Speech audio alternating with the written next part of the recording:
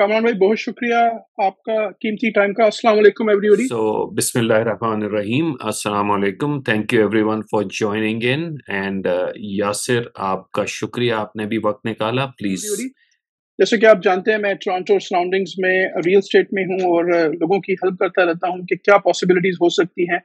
काफ़ी सारे लोग इस वक्त परेशान हैं पाकिस्तान में, दुबई में, इंडिया में। जो लोग आना चाह रहे हैं पाकिस्तान से बाहर या कहीं से भी आना चाह रहे हैं, डजेंट मैटर वो कनाडा आना चाह रहे हैं या यूएस आना चाह रहे हैं, तो हमने कामरान भाई से स्पेशल रिक्वेस्ट की, जो कि लॉयर हैं माशाल्लाह यूएस में। और बातचीत हम करेंगे कि लोगों को क्या करना चाहिए, फर्स्ट अप्रोच क्या होनी चाहिए। डजंट मैटर आप विजिट वीजा अप्लाई कर रहे हैं, स्टडी वीजा अप्लाई कर रहे हैं, बिजनेस वीजा अप्लाई कर रहे हैं, किस कैटेगरी में आपको अप्लाई करना चाहिए। उसके लिए आज हम लोग कामरान भाई का टाइम लेंगे, उनसे हमने गुजारिश की है। कामरान भाई, first of all thank you once again, जो आपने हमें टाइम दिया हमारी ऑडियंस के लिए। तो प्लीज शुरू करते हैं कि क्या पॉसिबिलिटीज हो सकती हैं, what is the best way अगर कोई आना चाह रहा है। क्या ऑप्शंस है लीगल तरीके से। ऑप्शंस तो हमारे पास काफ़ी सारी हैं। अ, लेकिन इससे पहले कि हम ऑप्शंस का ज़िक्र करें या उन पे जाएँ, बिकॉज़ वो ऑप्शंस डिपेंड करती हैं हर शख्स के क्रेडेंशियल्स पे। आपकी अपनी एजुकेशन कितनी है? आप बिज़नेस माइंडेड हैं? आप जॉब की तरफ आपकी ओरिएंटेशन है, रिसर्च पे है, फैमिली है? So there is no one size fits all, हर किसी का अलग-अलग सिलसिला है। लेकिन ये जो हिजरत है, इमिग्रेशन वही चीज़ है, हम हिजरत करते हैं एक मुल्क से दूसरे मुल्क। तो ये हिजरत हमारी बाय चॉइस है, हम इसे विलिंगली लेते हैं। हमारे सर पे कोई डंडा लेके नहीं खड़ा और कहता है कि निकलो अपने मुल्क पाकिस्तान से या भारत से या बांग्लादेश से या जहाँ कहीं भी हो। वो हम एक विलिंगली एक्सरसाइज़ करते हैं, तो हमारे अंदर एक कॉन्फिडेंस होना चाहिए और अल्लाह पे भरोसा होना चाहिए कि हम जो काम करने जा रहे हैं, अगर हम इसमें नेक नियति के साथ चलेंगे तो बरकत होगी। And why do I say that? Because ये हम वॉलंटरीली काम कर रहे हैं और इसके अंदर ऐसे मुतअद्दिद वक़्त आएँगे, जहाँ पे हमें ये फैसला करना होगा कि हम सही कर रहे हैं या गलत कर रहे हैं। हम सच बोल रहे हैं या धोखा दे रहे हैं। And we always have to go with the truthful side. We have to be honest because that pays. If we try to cut corners, it's not going to help us anytime in the future. क्योंकि एक again, going back, it's voluntary. Nobody is telling us आप उठो और ये करो। With that in mind, what the other part I would strongly ask everyone is please try to keep records of everything that you do. आपने कभी भी कोई visa application file की, वो अप्रूव हुई या डिनाई हुई? कई दफ़ा लोग ये समझते हैं कि जी पुराने वक़्तों में तो ये होता था, पुराने वक़्तों से मुराद है आज से 15-20 साल पहले, कि भई आपके पासपोर्ट पे एक स्टैम्प लग जाती थी, जिसमें लिखा होता था कि जी एप्लीकेशन रिसीव्ड। उससे पहले होता था एप्लीकेशन डिनाइड।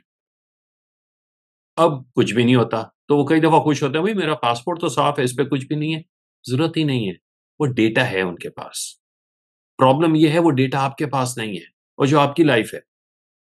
तो आप ये समझते हैं कि जी मैं यहाँ से बच के आ गया, मैं पाकिस्तान में गया था यूएस एम्बेसी में, वहाँ पे मेरा कुछ नहीं हुआ था, उन्होंने डिनाई कर दिया, अब मैं कैनेडियन हूँ, अब तो किसी को पता ही नहीं है। No, they know. You are the same person who applied as a Pakistani several years ago. तो आपका रिकॉर्ड उनके पास है एंड दैट हॉन्ट्स यू। तो इसलिए आपके पास वो चीज़ें होनी चाहिए and we have had instances. One of the examples is without naming names कि एक साहब थे जिन्होंने आज से कोई 18-20 साल पहले पाकिस्तानी होके उन्होंने यूएस का स्टूडेंट वीज़ा फाइल किया था। किसी कंसल्टेंट ने उन्हें मशवरा दिया कि भई आप अपने नाम में थोड़ा-सा रद्द-बदल कर लो और उन्होंने अपना नाम में रद्द-बदल किया, दोबारा स्टूडेंट वीज़ा फाइल किया और यूएस गवर्नमेंट ने कहा नहीं भई हम आपको पकड़ रहे हैं और आप झूठ बोल रहे थे।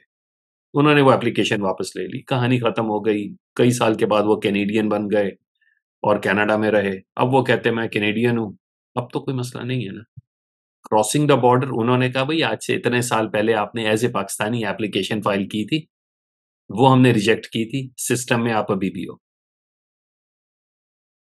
सो मेनी अ टाइम्स हम ये भूल जाते हैं कि जी अब तो मैं कैनेडियन हो गया, अब तो मैं ब्रिटिश हो गया हूँ, अब तो मैं ऑस्ट्रेलियन हो गया हूँ, अब तो मेरे सारे जो पुरानी चीज़ें थी वो खत्म हो गई हैं। No, it's in the system.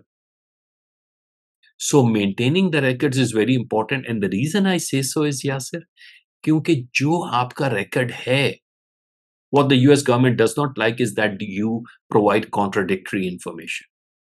पहले आपने कुछ और कहा था, अब आप कुछ और कह रहे हैं। तो जो आपका शुरू का सवाल था कि यहाँ आने के कौन से रास्ते हैं, वो बात की बात है, वो किसी और वक़्त डिस्कस करेंगे।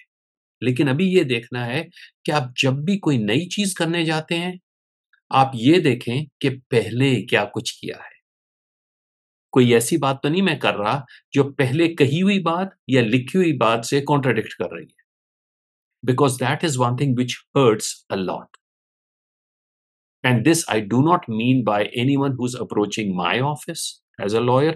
This is simply for everyone. Please keep your documents in order and please have access to those things because these can help you in the long run. जो चीज आपने अभी भरी उसकी कॉपी अपने पास रख लें, both in the physical file and the electronic file, so that later on it doesn't hurt you. और ये वो चीजें हैं which are so much beneficial, not only for you but only for your kids. आप नहीं अभी आना चाहते, आप कहते हैं I am a Canadian, I am good, ठीक है। आपके बच्चे जो हैं वो आना चाहते हैं। Here's another interesting example, we have done such cases as well, कि वो बच्चा जिसके लिए मैंने ग्रीन कार्ड किया है अभी पाकिस्तान से, ये वो बच्चा था जो चंद महीने का था, अपने वालिदैन के साथ यहाँ आया था और एयरपोर्ट से ही उसे वापस भेज दिया था। अब उस दौरान आज से कोई 24-25 साल पहले वो अलहदा पासपोर्ट भी नहीं होता था, वालिदैन के ही पासपोर्ट पे ट्रैवल करते थे। लेकिन जब मुझे पता था कि ये इवेंचुअली जाके एक सवाल पूछा जाएगा कि have you ever been deported, refused entry etcetera in the US, तो उसका आंसर यस लिखना है, क्योंकि वहां वो नो नहीं लिख सकता। वो ये नहीं कह सकता कि नहीं मैं नहीं था। नहीं, आप थे, चाहे आप चंद महीने के थे। That is all because of record keeping. And so many a times अगर हम ये लालच में कहते हैं कि भाई हमने तो नहीं आना यूएस, छोड़ो अब क्या जरूरत है, but it is good for your next generation as well, because many a times if they have to apply, they know what is in the record.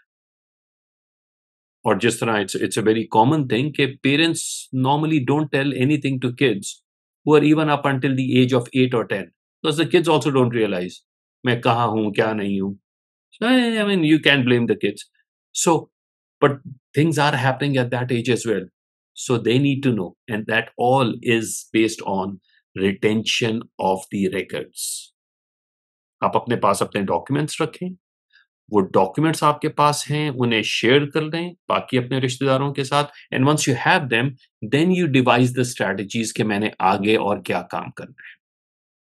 So I think so will discuss maybe in a later session कि हमारे पास options क्या हैं, लेकिन अगर आज की इस नशिस्त से कोई पहली एक चीज लेना चाहता है, तो वो ये है कि अपने तमाम तर मामलात को रिकॉर्ड में रखे, अपने पास रखे, क्योंकि उन्हीं की बेस पे देखिए ना, एक 27 साल का लड़का या लड़की है या एक 40 साल का शख्स है जो शादीशुदा है, उसने पिछले 40 सालों में या 27 सालों में कुछ तो किया है।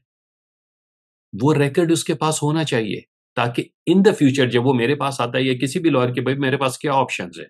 That's what they want to know कि जी मैं अब क्या करूँ? मैं अपना इन्वेस्टमेंट करूँ, मैं अपनी एम्प्लॉयमेंट करूँ, मैं ग्रीन कार्ड की तरफ जाऊँ। तो भई आपने किया क्या है अब से पहले? और आसान होता है कि जी मैं आपको सीवी दे दूँगा। No, CV is something which anybody can prepare 10 times a day. Word document में जो मर्ज़ी बना लें एंड इट कैन चेंज। लेकिन आपकी डॉक्यूमेंटेड इन्फॉर्मेशन क्या थी? You never know unless you have it written.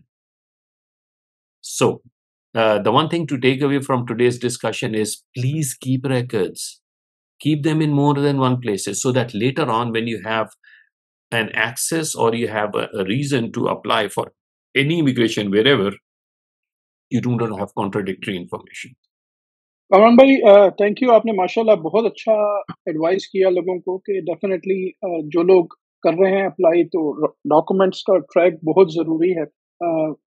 और जैसे कामरान भाई ने मेंशन किया कि आपके पास इलेक्ट्रॉनिक भी हो और आपके पास फिजिकल भी हो, प्रॉपर रिकॉर्ड हो कि भाई किस टाइम पे क्या किया है आपने, राइट? और अगेन कामरान भाई, थैंक यू, आपने जो टाइम दिया definitely we will discuss next session में कि क्या इंशाल्लाह। पॉसिबिलिटीज हो सकती हैं।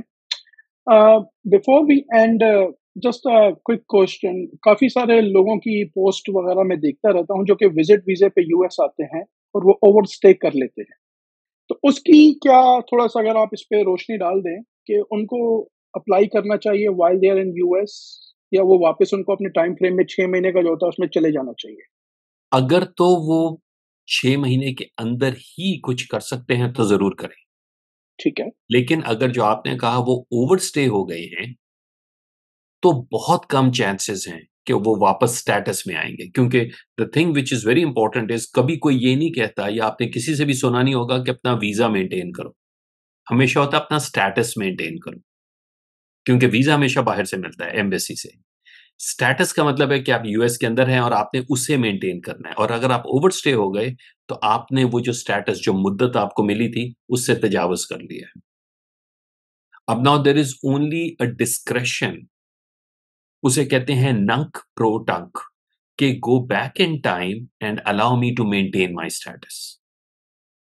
Alhamdulillah, we have been successful in those cases as well, but I do not use that as a reason to say हर किसी को कि कोई बात नहीं, ओवरस्टे भी हो गए तो कुछ नहीं। ऐसे मामलात भी हुए हैं कि ओवरस्टे 1 साल बल्कि 2 या ढाई साल के बाद भी केस को मैं वापस ले गया हूँ और उन्हें स्टेटस में ले आया हूँ। लेकिन that is an extremely rare circumstance. In very normal situation आपके ज़हन में ये होना चाहिए कि मुझे जो मुद्दत मिली है, 15 दिन है, 6 महीने हैं, 2 साल हैं, जो भी है उसी के अंदर मुझे कुछ ना कुछ करना है because once you are out of status, you can go back.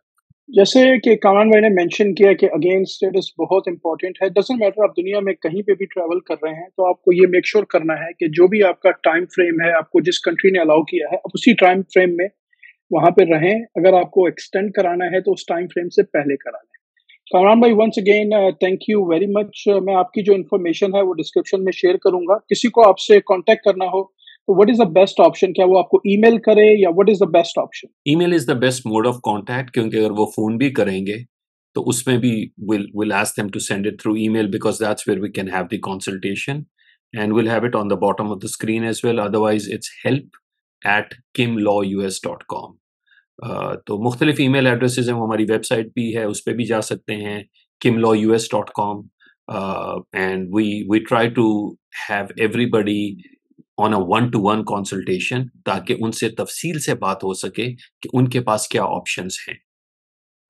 We charge for our consultation, there is no such thing as a free lunch, लेकिन what I normally tell everyone is that this 1 hour consultation is for them to judge whether we are good enough to be proceeding with their case or not.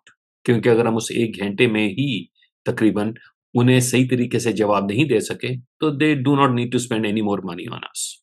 So that's sort of a gauge. There are many people out there who give free consultations. We unfortunately are not one of them. We value their time and our time as well, but that's just the way it is. Thank you once again Kamran भाई। तो जैसे कामरान भाई ने mention किया कि email जो है वो बेस्ट ऑप्शन है कामरान भाई से कनेक्ट करने का। और अगेन जैसे इन्होंने मेंशन किया कि there is no free lunch, इनकी जो कंसल्टेशन है वो आपने पे करनी है। Always higher professionals. प्रोफेशनल्स जो हैं वो आपको प्रॉपर गाइड करेंगे, राइट? वो आपके टाइम की वैल्यू करेंगे and they will guide you properly कि बेस्ट ऑप्शंस आपके लिए क्या है। कामरान भाई, once again thank you very much. आपने जो इतना हमें अपना कीमती टाइम दिया हमारी ऑडियंस के लिए, अल्लाह ताला आपको बहुत जज़ाए खैर दे।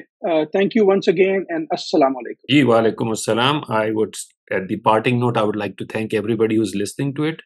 And I normally say this कि जो मेरे मुंह से अल्फाज निकल रहे हैं वो अमानत है। ये वो अमानत है जो अल्लाह ने मुझे अक्ल दी है और जो शऊर दिया है, और ये मैंने आगे लोगों तक देना है और वो मुकम्मल देना है। उसमें कोई आधी बात नहीं करनी। कोई इससे कितना इस्तेफ़ादा करे ये उस पे है। But thank you everyone who is listening, जज़ाकल्लाह फॉर दैट, एंड इंशाल्लाह best of luck in your future immigration endeavours.